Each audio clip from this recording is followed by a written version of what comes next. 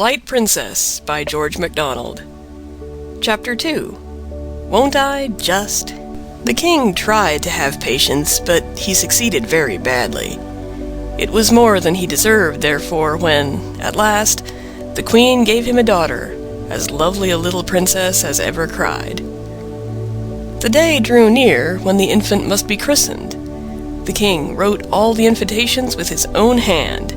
Of course, somebody was forgotten. Now, it does not generally matter if somebody is forgotten, only you must mind who.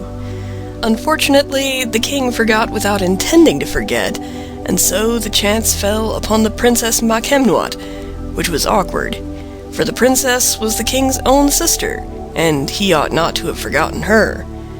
But she had made herself so disagreeable to the old king their father that he had forgotten her in making his will, and so it was no wonder that her brother forgot her in writing his invitations.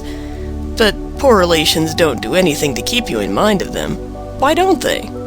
The king could not see into the garret she lived in, could he? She was a sour, spiteful creature. The wrinkles of contempt crossed the wrinkles of peevishness, and made her face as full of wrinkles as a pat of butter.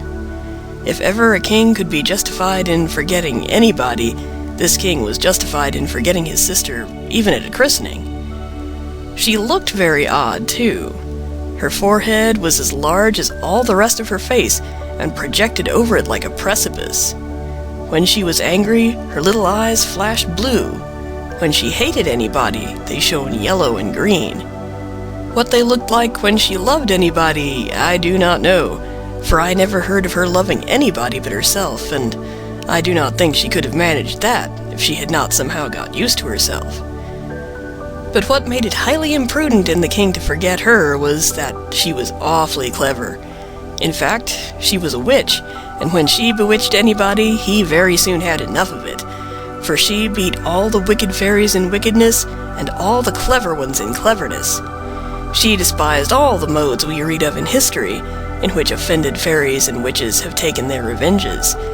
And therefore, after waiting and waiting in vain for an invitation, she made up her mind at last to go without one, and make the whole family miserable, like a princess as she was. So she put on her best gown, went to the palace, was kindly received by the happy monarch, who forgot that he had forgotten her, and took her place in the procession to the royal chapel. When they were all gathered about the font, she contrived to get next to it and throw something into the water, after which she maintained a very respectful demeanor till the water was applied to the child's face. But at that moment she turned round in her place 3 times and muttered the following words, loud enough for those beside her to hear: "Light of spirit, by my charms, light of body, every part, never weary human arms, only crush thy parents' heart." They all thought she had lost her wits and was repeating some foolish nursery rhyme, but a shudder went through the whole of them notwithstanding. The baby, on the contrary, began to laugh and crow, while the nurse gave a start and a smothered cry, for she thought she was struck with a paralysis. She could not feel the baby in her arms, but she clasped it tight and said nothing. The mischief was done.